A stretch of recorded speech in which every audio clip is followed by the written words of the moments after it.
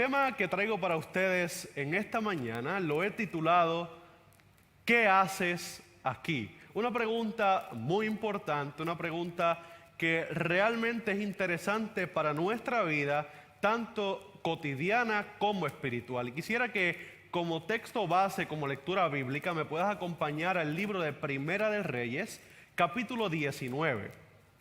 Primera de Reyes, capítulo 19, versículo 13. Y leemos la palabra de Dios.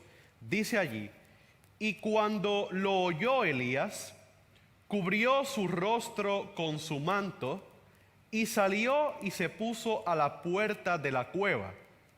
Y he aquí, vino a él una voz diciendo: ¿qué haces aquí, Elías? El tema de esta mañana tiene como propósito que cada uno de nosotros podamos comprender y podamos entender dónde estamos. ¿Por qué razón? Porque si tú entiendes dónde estás, entonces vas a saber a dónde vas. El 14 de febrero del 2018, y no te voy a hablar de tal vez lo que estás pensando que sucede en el mundo durante esta fecha, que es el Día del Amor y la Amistad. El 14 de febrero del 2018 se hizo viral a través de todas las redes sociales una infinidad de memes de un señor muy particular que llega a la casa de su esposa, a la casa de su amada, con un montón de globos de helio y un algodón de azúcar en la mano. La icónica escena de este meme, ¿verdad? De esta escena, luego de 25 años en esta fecha específica del 14 de febrero del 2018, se convirtió en este meme porque pertenecía principalmente a lo que era una novela que había sido creada en el 1993. Ahora bien, lo que hizo viral a esta telenovela fue la frase con la que su esposa lo recibe al verlo en la puerta de la casa con estos obsequios. Te mencioné que él llegó a su casa ¿con qué? Con globos y un algodón de azúcar. Entonces, su esposa ve que él llega a la casa y sorprendida le hace la pregunta: ¿qué haces aquí con todos estos globos? ¿Qué haces aquí con este algodón de azúcar? En fin, toda esta escena, toda esta novela se resume en la sorpresa que se llevó su pareja al verlo regresar tan pronto cuando se supone que no lo haría. Es decir, él se había ido para emprender quizás algunos proyectos, algunos trabajos, otros planes, pero regresó antes de tiempo, y al regresar antes de tiempo para sorprender a su pareja, pues le trae todos estos globos bien bonitos, bien elegantes, y este algodón de azúcar que quizás era uno de esos dulces, de esas cosas que nos gusta comer ahí en el diario, que a ella pues le gustaba, y ella pues quedó sorprendida. Ahora, te estarás preguntando por qué te presento todo esto. Sí, en primer lugar, porque esta frase ¿qué haces aquí? En primer lugar en la tierra, aquí entre nosotros, salió en el 1993. Pero luego de eso, ahora quiero hablarte a ti que me estás viendo, que me estás escuchando. Tal vez en algún momento tú también le has hecho esta pregunta a alguna persona que quizás no esperabas, o que tal vez no querías volver a ver por alguna u otra razón. Es decir, quizás te ha llevado una sorpresa de alguien que no esperabas tan pronto que regresara, alguien que se había ido, pero regresó de sorpresa sin decirte nada, y le preguntaste: oye, pero ¿qué tú haces aquí si tú se supone que estuvieras en este lugar haciendo esto otro? O quizás alguien que no esperabas, porque muchas veces las personas cuando tienen una discusión con otra, despiden a esa persona de sus vidas y le dicen: no quiero volver a verte. Pero muchas veces a la persona que tú despediste, sacaste de tu vida, regresa quizás o con remordimiento o con arrepentimiento para tratar de pedirte perdón, y tú le dices: pero ¿qué tú haces aquí si yo no quería volver a verte? Y son diferentes momentos, diferentes escenarios que podemos encontrar en el camino donde quizás realizamos esta pregunta: ¿qué haces aquí? Quizás por el contrario, alguna persona te ha hecho esa pregunta a ti directamente y no la has hecho tú. En ocasiones surge como una sorpresa positiva o quizás como una sorpresa de asombro, pero en otros momentos surge en esas ocasiones como un sentimiento negativo de esa persona hacia ti o viceversa, de ti hacia esa persona. Ahora bien, en nuestra vida cotidiana es posible que también nos hayamos hecho esta pregunta en algún momento de nuestro caminar. Ahora ya no te voy a hablar de ti hacia una persona, de una persona hacia ti. Ahora quiero cerrar más el círculo. Ahora en tu vida personal, quizás tú también en algún momento te has hecho esta pregunta. Muchas veces surgen momentos donde estamos llevando a cabo algún proyecto importante de vida, donde nos estamos preparando para hacer algo, o cuando simplemente no entendemos nuestro propósito. Tan reciente como hace unos días, esta misma semana que está pasando, estaba conversando con un gran amigo sobre esta pregunta. Y hablando sobre ella, él me cuenta que cuando él estaba en su último semestre de universidad, ya ahí en algunos meses para graduarse de su bachillerato, que por la gracia del Señor este es mi último añito y espero en el mes de mayo 2021 enganchar los guantes del bachillerato y decir hasta aquí he llegado y el Señor ha estado conmigo. Pero no te voy a hablar de mí, te voy a hablar de este muchacho, amigo mío, que cuando estaba en su último semestre de universidad, llegó un momento en el cual al llegar a la universidad se detenía mientras caminaba al salón de clases y se hacía esta pregunta. Ahora, no ¿qué haces aquí? Él se hacía la pregunta, ¿qué hago yo aquí? Y él me cuenta que esto surgió, él pensando ahora, luego que es un profesional, porque aunque en cierta manera él sí sabía hacia dónde iba, él se había olvidado por un momento de dónde estaba. Y se había olvidado también en ese momento de cuál era su propósito en aquel lugar, que era convertirse en un profesional para poder emprender su carrera profesional. Ahora, en nuestra vida espiritual, familia, tú que me estás viendo, sucede lo mismo.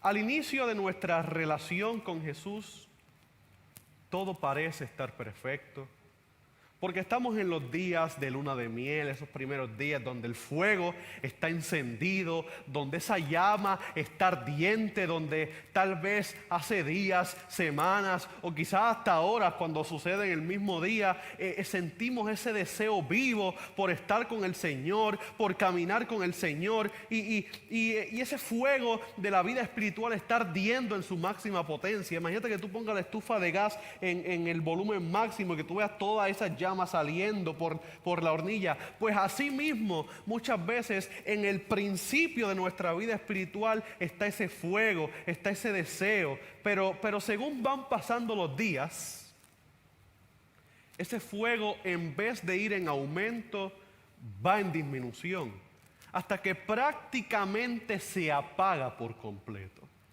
Y en esos momentos, cuando ese fuego se apaga, olvidamos nuestro propósito porque desenfocamos o dejamos de entender dónde estamos, pero también dejamos de entender y muchas veces olvidamos hacia dónde vamos. Y ayer en la noche estuve compartiendo contigo un tema el cual titulé Suda Fe, y tocamos 3 factores importantes en nuestra vida espiritual para que esa fe se mantenga fresca, se mantenga ardiente. Y era el carácter, el compromiso y la disciplina. 3 factores importantes que debemos cada instante practicar en nuestra vida. Pero hoy yo quiero compartir contigo una historia que encontramos en la Biblia de un hombre al cual Dios le hizo 2 veces esta pregunta con un solo propósito. ¿Qué haces aquí? Y nosotros vamos a poder ver que a través de toda la historia, Elías que es este profeta del cual vamos a estar hablando, este personaje maravilloso de la Biblia que encontramos en el capítulo 19 del libro de Primera de Reyes, donde leímos nuestra lectura bíblica. Él también practicó lo que fue ese carácter, ese compromiso y esa disciplina, y Dios se lo hizo practicar. Ahora bien, es la historia que vamos a estar analizando a través del tema que quiero desarrollar contigo y estudiar en esta mañana. Primera de Reyes 19, 1 al 18 específicamente, es la unión contextual desde el capítulo 16, versículo 29 en adelante, hasta llegar a este momento. Ahora, para poder entender el escenario, el momento que se estaba llevando a cabo en el capítulo 19, yo quiero de manera breve, rapidito, hacerte un resumen corto de todos estos pasajes en Primera de Reyes 16, 29, donde encontramos el reinado, el inicio del reinado de Acab sobre Israel en el año 38 de Asa, quien era el rey de Judá. Vamos a ir rápidamente al versículo 29 del capítulo 16. Allí en tu casita me puedes acompañar. Primera de Reyes, capítulo 16, versículo 29. Y vamos a leer la palabra de Dios. Dice allí: comenzó a reinar Acab, hijo de Omri, sobre Israel el año 38 de Asa, rey de Judá. Acab, nosotros podemos encontrar a través de la historia que fue un pésimo rey. Y alguien pésimo es alguien que hace todas las cosas malísimo. Y Acab fue este tipo de rey, ya que durante todo su reinado trabajó totalmente en contra de Dios, imitando los pecados de Jeroboam, quien no confiaba en Dios, y todo el que trabajaba a favor del Señor lo mandaba a prender. Jeroboam tenía esta condición en su vida, pero Acab, en vez de imitar lo bueno, imitaba lo que Jeroboam hacía malo. Podemos seguir viendo aquí en el versículo 30 del capítulo 16 de Primera de Reyes, que dice: y reinó Acab, hijo de Omri, sobre Israel en Samaria, ¿cuántos años? 22 años. Y dice allí: y Acab, hijo de Omri, hizo lo malo ante los ojos de Jehová, más que todos los que reinaron antes de él. Versículo 31. Porque le fue ligera cosa, fácil, o sea, no tuvo ningún problema, andar en los pecados de Jeroboam, imitar los pecados de Jeroboam, hijo de Nabat, y tomó por mujer a Jezabel, hija de Etbal, rey de los sidonios, y fue y sirvió a Baal y lo adoró.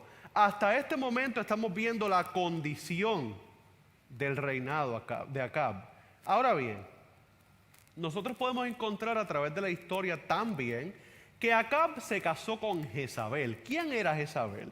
Jezabel era una muchacha, una mujer dotada de carácter enérgico, dotada de inteligencia, dotada de ambición.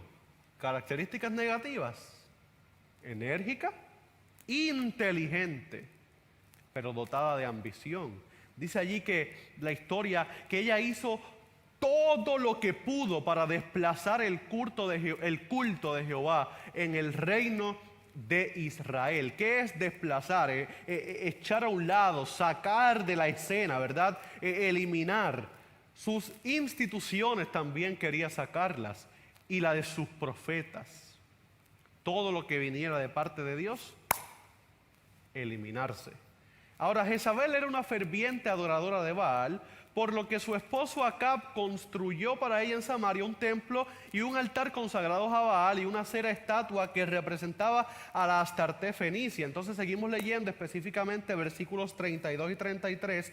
Rápidamente dice allí: e hizo altar a Baal en el templo de Baal que él edificó en Samaria. Hizo también Acab una imagen de acera, haciendo así Acab más que todos los reyes de Israel que reinaron antes que él, para provocar la ira de Jehová, Dios de Israel. Es allí que entonces nosotros llegamos al capítulo 17 en adelante, donde Elías habla con Acab y le profetiza una sequía, la cual, viendo el contexto desde el capítulo 16, podemos entender que en cierta manera esta sequía surgió para darle una lección a Acab de lo que había sido su mal reinado, de lo que había sido su matrimonio con Jezabel, que era una mujer pagana, y los pecados de él habían secado la presencia de Dios en sus vidas y en la vida de aquel pueblo que ellos estaban dirigiendo.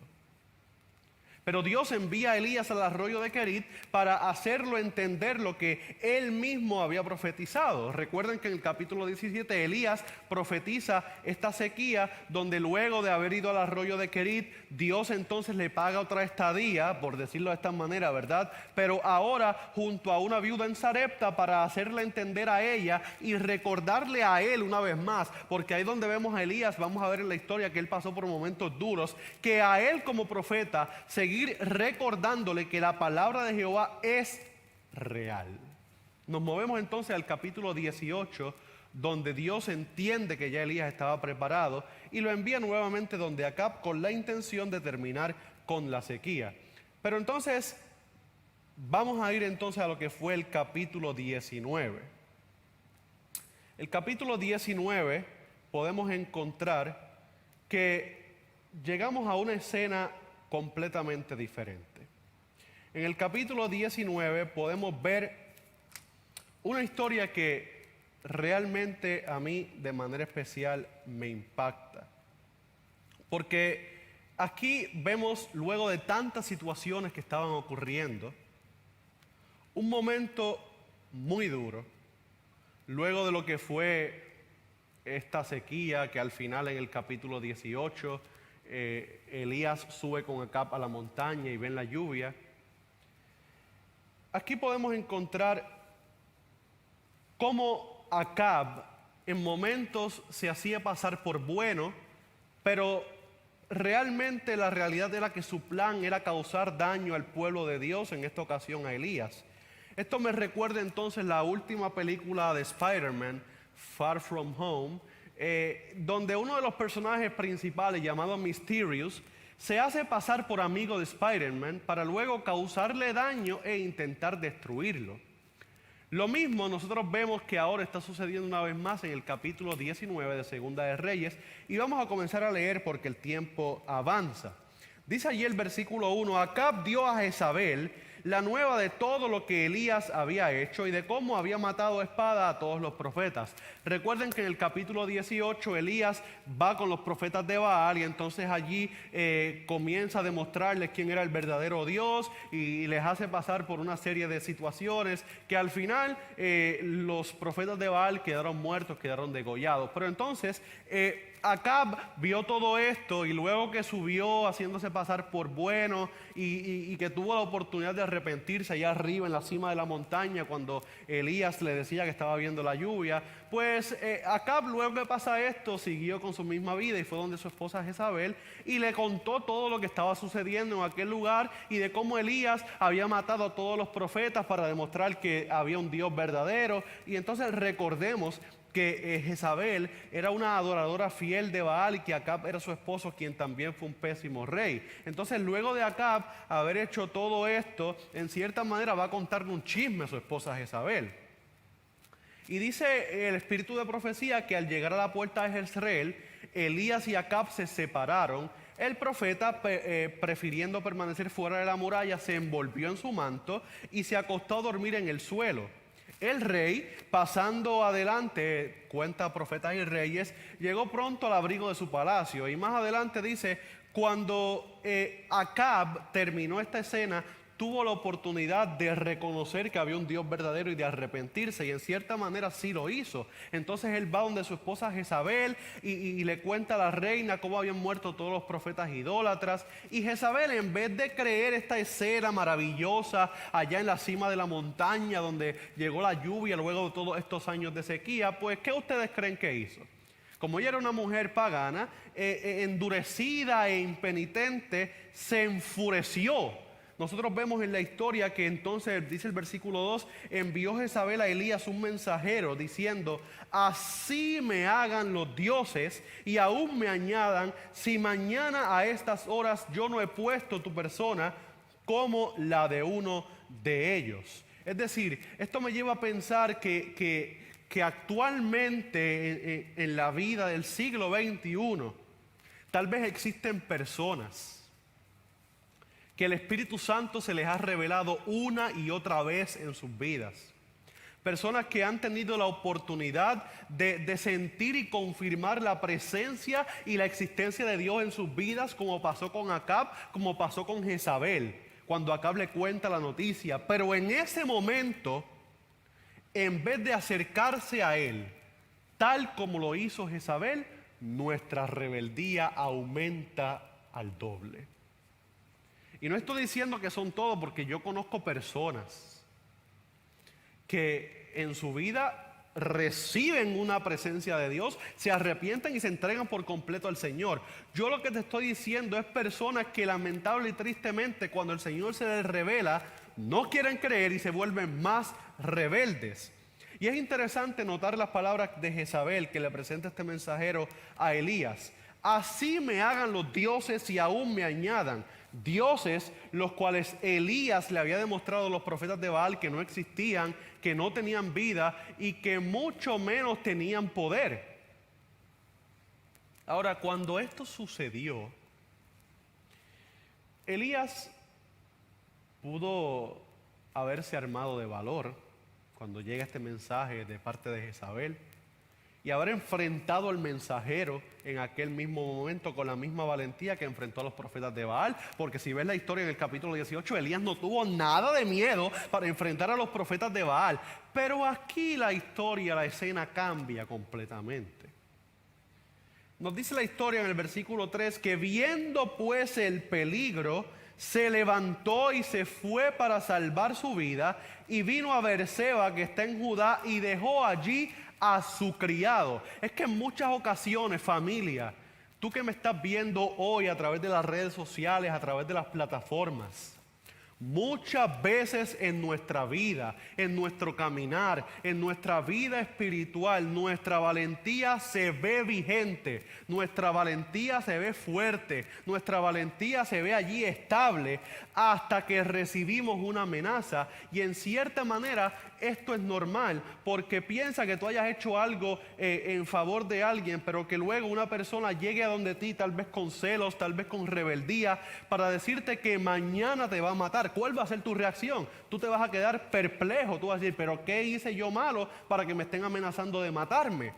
Pero ahora bien, en este caso en cierta manera es diferente, porque aquí se habla de un profeta que contaba con la bendición de Dios, pero que a simple vista nosotros podemos notar que por un momento se olvidó de eso completamente. Hacía solamente horas que había salido de un momento maravilloso donde había presenciado el poder y la manifestación de Dios, porque dice el espíritu de profecía, que yo doy gloria a Dios por él porque nos da una amplitud más grande al estudio de la palabra de Dios, como una luz menor. Dice el espíritu de profecía que Elías en aquel momento donde manda a Acab a subir a la montaña no estaba nublado, no estaba tronando, pero Elías confiaba tanto en el Señor que mandó a Acab a subirla 7 veces, porque Acab le dice, mira, pero es que no está lloviendo, sube 7 veces hasta que al final, la 7ª vez, la fe de Elías llegó a tal nivel que sí se nubló, que sí tronó y sí llovió. Entonces Elías hacía horas presenciado este poder del Señor, pero en este momento por unos segundos había dejado de recordar este poder y había dejado todo eso a un lado. Y entonces cuando dice la historia que este mensajero lo amenaza de parte de Jezabel, el versículo 3 dice, viendo pues el peligro, se levantó y se fue para salvar su vida y vino a Beerseba, que está en Judá, y dejó allí a su criado.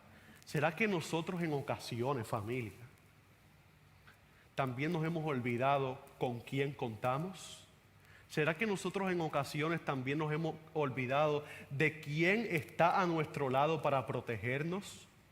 ¿Será que cuando el enemigo llega a nuestra vida, en vez de hacerle frente, reprendiéndolo en el nombre de Jesús, sabiendo que somos hijos de Dios y que a nuestro lado está alguien que es poderoso para salvar, alguien que el libro de Isaías dice que es el gran yo soy, que la tierra tiembla ante la presencia del Señor? ¿Será que muchas veces en nuestra vida nosotros dejamos de confiar en quién está a nuestro lado, y cuando el enemigo quiere venir a nuestra vida para causarnos daño, para intimidarnos, dejamos que eso suceda, decidimos huir y nos escondemos de la presencia de Dios?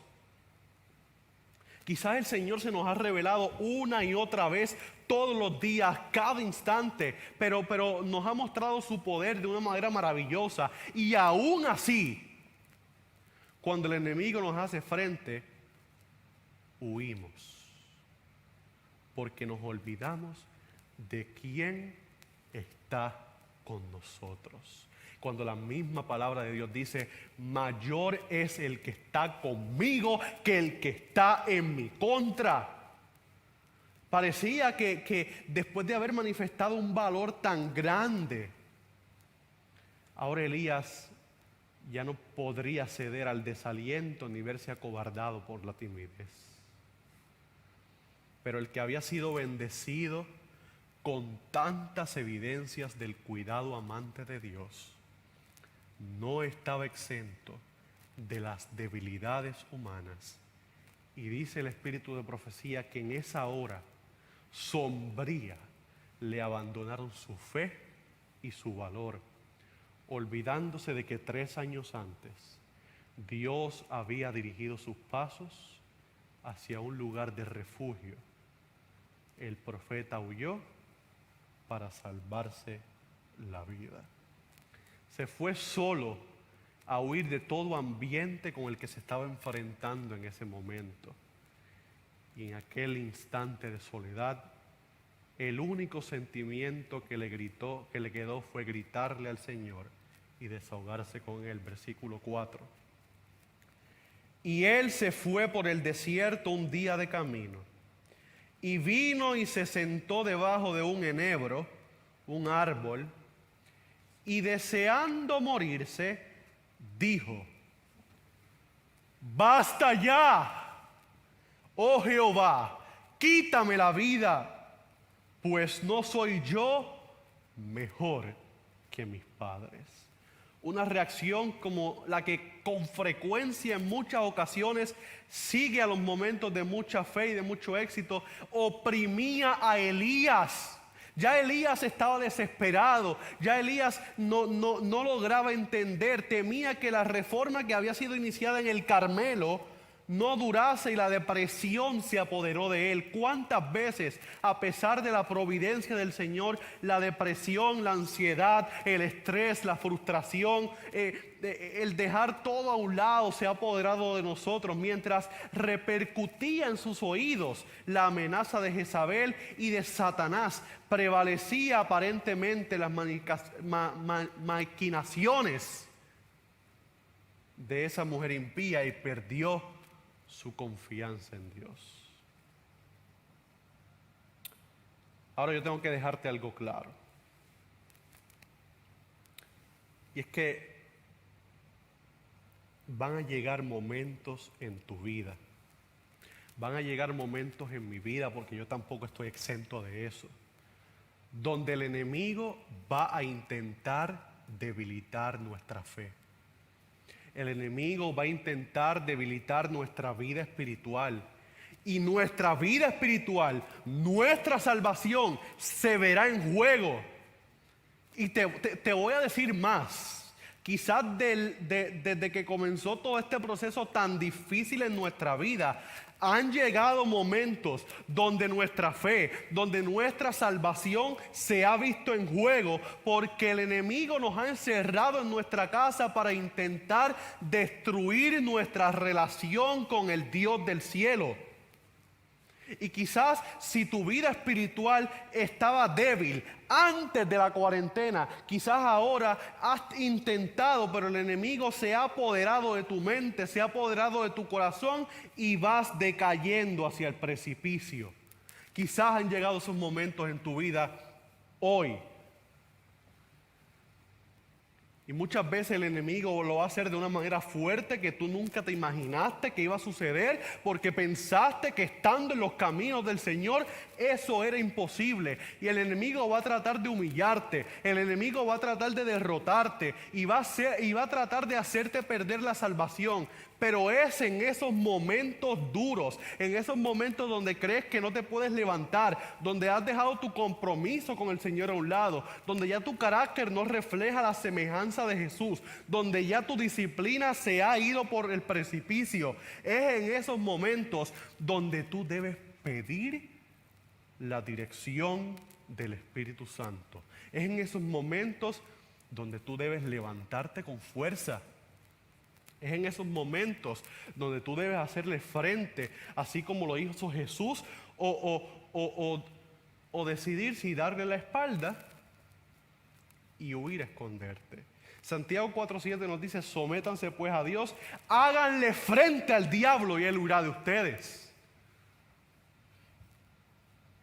Ahora bien, a todos nos tocan momentos duros, momentos de intensa desilusión y profundo desaliento, días en que nos embarga la tristeza y es difícil creer que Dios sigue siendo el bondadoso Dios de siempre. Pero miren lo que sucede en la historia. Versículo 5 dice: y echándose debajo del enebro se quedó dormido, y he aquí luego un ángel le tocó y le dijo: levántate y come. Elías se fue a esconderse, pero llegó un ángel. Y entonces cuando vemos esto, lo que tenemos que recordar y aprender a reconocer, y es que aún en los momentos más amargos, aún en los momentos de mayor desilusión, aún en los momentos de profundo desaliento, aún en los momentos de muerte espiritual, Dios sigue estando presente, así como lo estuvo con Elías en este momento donde deseaba morirse por la amenaza de Jezabel a través del mensajero y de la fuerte tensión que tenía en ese momento. A pesar de que él se escondió, Dios le envió un ángel y dijo: levántate y come. Versículo 6 dice: entonces él miró y he aquí a su cabecera una torta cocida, un pedazo de pan sobre las ascuas, sobre el fuego, y una vasija de agua, y comió y bebió y volvió a dormirse. Versículo 7 dice: y volviendo el ángel de Jehová la segunda vez, lo tocó diciendo: levántate y come, porque largo camino te resta. Dios estuvo en todo momento preocupándose por Elías, le dio de comer, él se durmió y el Señor lo volvió a despertar para que volviera a comer, diciéndole: mira, tú no te puedes dormir, tú tienes que alimentarte, tú tienes que prepararte, porque largo camino te resta, lo que viene. Si esto ha sido difícil, prepárate. Ahora yo te digo, en los momentos donde el enemigo provoca hambre en tu vida, hambre espiritual, no hambre de comerte un arroz con habichuelas, no, hambre espiritual en tu vida, donde te debilita, donde te hace sentir que tú te quieres morir. Aún allí, yo quiero decirte hoy, quiero recordarte y quiero dejarte claro que aún en esos momentos donde el enemigo está a un lado dándote puños, dándote bofetadas, haciéndote caer y que no te puedes volver a levantar, aún allí Dios aparece en tu vida para darte de comer pan de vida eterna, y yo doy gloria a Dios por eso. Al darte de comer, Él te está preparando para la misión que a ti te toca enfrentar como hijo de Dios, como cristiano y como ser humano en una tierra llena de pecado. Al igual que lo hizo con Elías, hoy el Señor tiene una torta cocida sobre las ascuas y es la palabra de Dios. Ese es el pan de vida eterna. La Biblia es ese pan que ha sido pasado por el fuego, es ese pan que ha sido probado con la seguridad de que te va a dar las fuerzas necesarias para el camino que te toca seguir. Y tal vez hoy, al igual que sucedió con Elías, el Señor te dio de comer, pero te quedaste dormido y te olvidaste de ese pan de vida eterna. Pero todavía tú no has comido lo suficiente. Leíste la Biblia superficialmente y te quedaste dormido porque ya cumplí. Todavía no has comido lo suficiente de la palabra de Dios. Por eso el Señor, al igual que lo hizo con Elías, te despierta una segunda vez y te dice que debes seguir comiendo esa torta, debes seguir aprovechando ese pan mientras puedas comer de él, porque a la hora de caminar solo podrás resistir con la fuerza y la energía espiritual que hayas consumido hasta ese momento. Entonces nos movemos al versículo 9 que dice: y allí se metió en una cueva, luego de caminar 40 días y 40 noches hasta Horeb, donde pasó la noche, y vino a él palabra de Jehová, el cual le dijo: ¿qué haces aquí, Elías? Mira qué interesante. Dios lo mandó ¿para dónde? Dice el versículo 8, hasta Horeb, el monte de Dios. Pero dice el versículo 9 que aún Dios, habiendo aparecido en su vida, dice, él se metió en una cueva donde pasó la noche. Volvió a esconderse, ¿verdad? Se metió en una cueva. Entonces Dios le dice: ¿qué tú haces aquí? ¿Acaso yo no te mandé para este sitio? Tú te fuiste para otro. ¿Por qué tú estás escondido? O sea, es que mientras Elías no aprendiese a confiar plenamente en Dios, no podía completar su obra a favor de aquellos que habían sido seducidos al punto de adorar a Baal. Porque aún Dios, habiéndole dado de comer 2 veces, Elías todavía no estaba firme en el Señor, en su confianza. Es por esa razón que Dios le pregunta: ¿qué haces aquí? Y de la misma manera, hoy Dios te está preguntando a ti de manera especial, de manera personal. Ahora piensa, analiza, di que tú eres Elías y que estás en esa cueva de tu vida. Y Dios se aparece y te dice: Eli, ¿qué haces aquí? Ahora pon tu nombre. Yo, ¿qué hago aquí? Dios te ha dado de comer, Dios te ha alimentado, Dios te ha guiado, pero a pesar de eso quizás hoy estás en la iglesia del Señor, pero sin confiar en el Señor de la iglesia. Y a pesar de saber que existe un Dios en tu vida, no puedes completar la obra de ese Dios porque te sigues dejando seducir por las amenazas del mundo y por las amenazas de tu adversario, que dice la palabra de Dios que anda cual león rugiente buscando a quien devorar. Es por esa razón que hoy, al igual que Dios lo hizo con Elías, te hace a ti la misma pregunta. Elías, vemos en la historia que huyó al desierto a pesar de que Dios lo había mandado a permanecer en otros lugares. Pero Elías fue sincero con el Señor aún en esos momentos tan duros y tan difíciles, y le contestó: Señor, pero ven acá, porque tú me estás preguntando qué yo hago aquí. Yo te voy a decir la verdad. Acércate. Te voy a decir un secreto. Él le respondió, dice el versículo 10. Un secreto, lo voy a decirle bajito. Señor, he sentido un vivo celo por Jehová, Dios de los ejércitos. Porque los hijos de Israel, ahora frustración, ¿verdad? Porque los hijos de Israel han dejado tu pacto, han derribado tus altares y han matado a espada a tus profetas. Y solo yo he quedado y me buscan para quitarme la vida. ¿Sabes algo? Rapidito, la palabra celo en este texto es interesante, porque el celo al que se refería Elías era un silus, ¿verdad? Hay una diferencia entre silus y gilus, ¿verdad? Algo así. Y este celo es un celo de pasión o entusiasmo por algo, a diferencia de jealous o gilus, ¿verdad? Que es una rivalidad o preocupación excesiva que reemplaza la afección de una persona. Es silus, que es el celo bueno, ¿verdad? Significa que lo que Elías le dijo a Dios era que había sentido un fuerte entusiasmo y una fuerte pasión espiritual por el Señor debido a todas las barbaridades que habían hecho los profetas de Baal. Pero esto no sucedió solamente una vez, sino que luego de Dios haberle demostrado a Elías que él seguía estando presente, pero no en los alborotos ni en el mundo, ni en el mucho ruido, sino en el suave y dulce sonido de la vida, Elías volvió a esconderse en la cueva. ¿Por qué te digo esto? Porque los versículos 11 y 12, que son los que usan mayormente en esta historia para traerte un mensaje breve, que yo te lo voy a leer rapidito, dice: y él le dijo, sal fuera y ponte en el monte delante de Jehová. ¿Cuál era el monte delante de Jehová? Dice el versículo 8, y lo mandó hasta Horeb, el monte de Dios, ¿verdad? Le dijo, ponte allí. Y he aquí Jehová que pasaba, y un grande y poderoso viento que rompía, destruía y hacía canto en los montes, y quebraba las peñas delante de Jehová. Un viento que rompía los peñones, pero Jehová no estaba en el viento. Y tras el viento un terremoto, pero Jehová no estaba en el terremoto. Y tras el terremoto un fuego, pero Jehová no estaba en el fuego. ¿Y cómo concluye ese texto?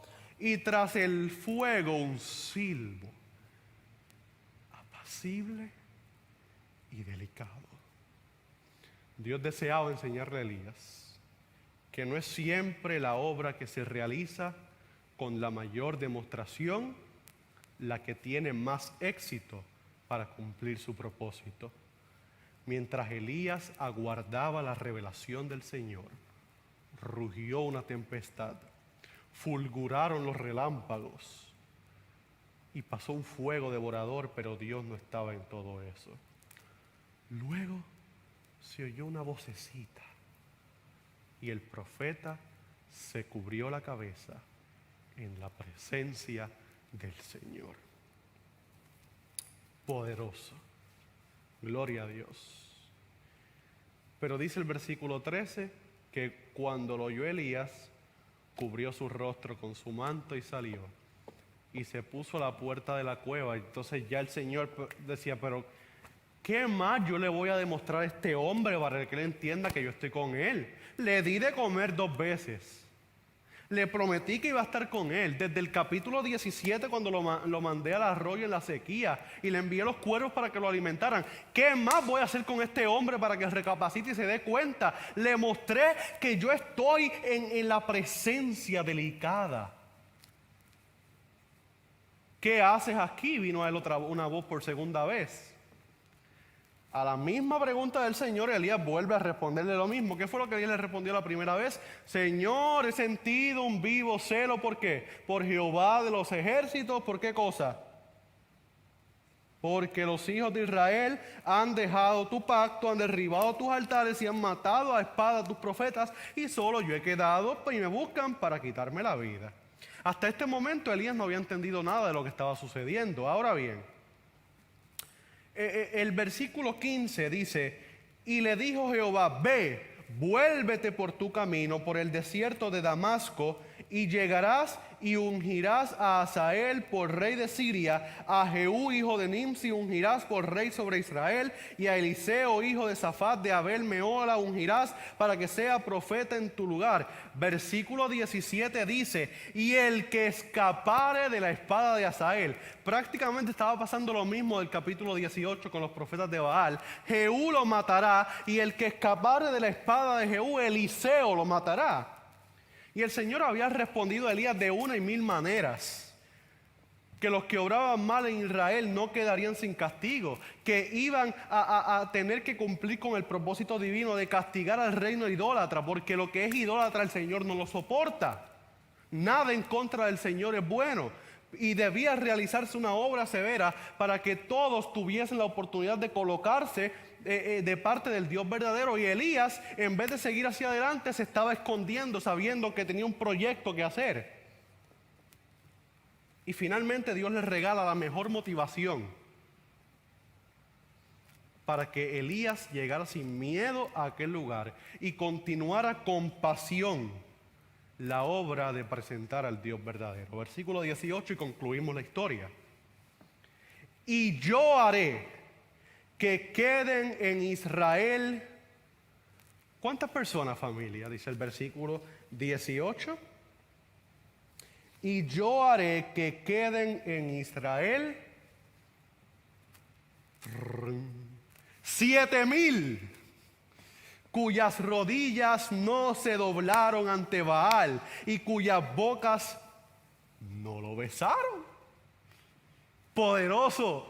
Qué mejor motivación. 7,000 personas que todavía no habían doblado sus rodillas ante Baal. Elías había pensado que él era el único que adoraba al Dios verdadero. Elías había pensado que él era el único que se había revelado en el corazón de los profetas. Elías pensaba que era el único al que Dios se le había revelado. Elías pensaba que era el único que había permanecido fiel, pero Dios le dijo: todavía no, a pesar de todos los bochinches, de todos los revoluces, de todas las cosas que han pasado. Hay 7,000 familias que todavía no han doblado sus rodillas ante un pueblo idólatra, que todavía no han doblado sus rodillas ante una generación impía, ante una generación malvada. Entonces hoy yo quiero decirte algo. Todavía queda un pueblo de Dios que le adora en espíritu y en verdad. Todavía queda un pueblo de Dios que se mantiene de parte de la justicia, aunque se desplomen los cielos. Todavía queda un pueblo de Dios que hoy es el momento donde tiene que decidir levantarse a pesar de los terremotos, a pesar de la pandemia, a pesar de los huracanes, a pesar de todos los desastres que han estado ocurriendo y que han de acontecer, porque está escrito en la palabra de Dios y son profecías para que nuestro Dios pueda regresar por segunda vez a buscar a su pueblo. Hoy todavía quedan 7,000 en la iglesia de Bellavista. Hoy todavía quedan 7,000 en la iglesia adventista del séptimo día. Hoy todavía quedan 7,000 en el mundo que no se han dejado seducir por el enemigo y hoy deciden levantarse en el nombre de Jesús, dar un brinco y seguir hacia adelante. Hoy no es hora de esconderte en una cueva. Hoy no es hora de huir de la presencia de Dios. Hoy es hora de que cuando lleguen esos profetas de Baal a tu vida, tú les hagas frente y les demuestres quién es el Dios verdadero. Ahora te resumo todo en 4 puntos rapidito. Hemos visto cómo a través de la historia ha habido personas que se hacen pasar por seguidores de Cristo para causarle daño a los hijos de Dios. Segundo, hemos visto también cómo esas mismas personas utilizan a otras para amenazar e intimidar a quienes predican a Cristo. Pero también, número 3, hemos visto que a pesar de recibir esas amenazas y debilitarnos espiritualmente, Dios nos levanta para fortalecernos nuevamente.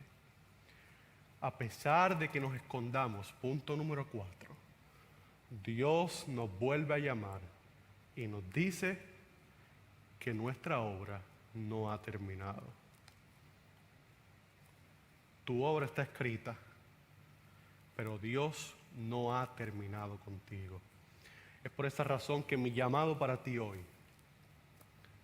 es que Dios nos recuerda que a pesar de que el enemigo nos haya encerrado en nuestras casas para que no salgamos a predicar la palabra de Dios, aún en nuestros hogares debemos levantarnos y predicar con más fuerza que como lo acostumbrábamos a hacer.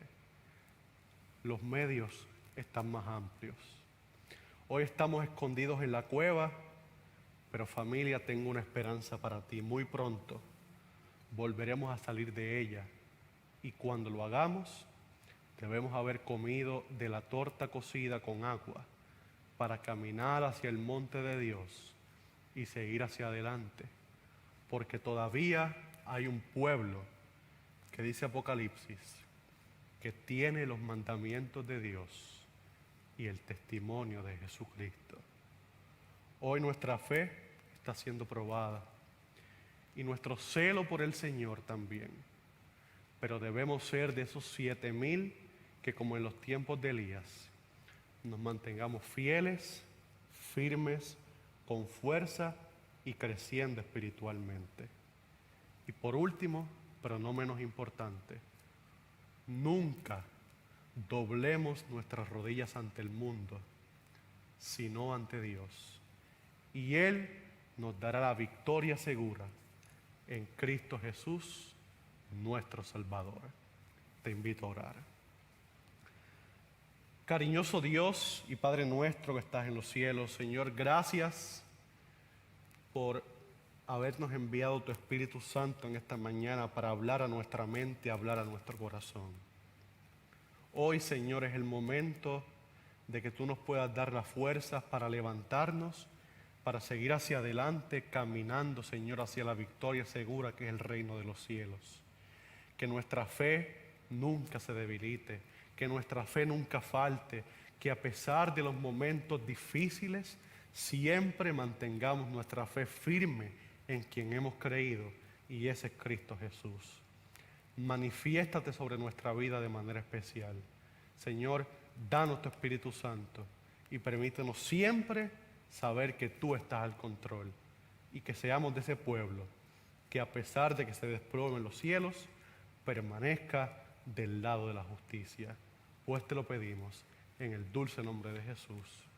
Amén.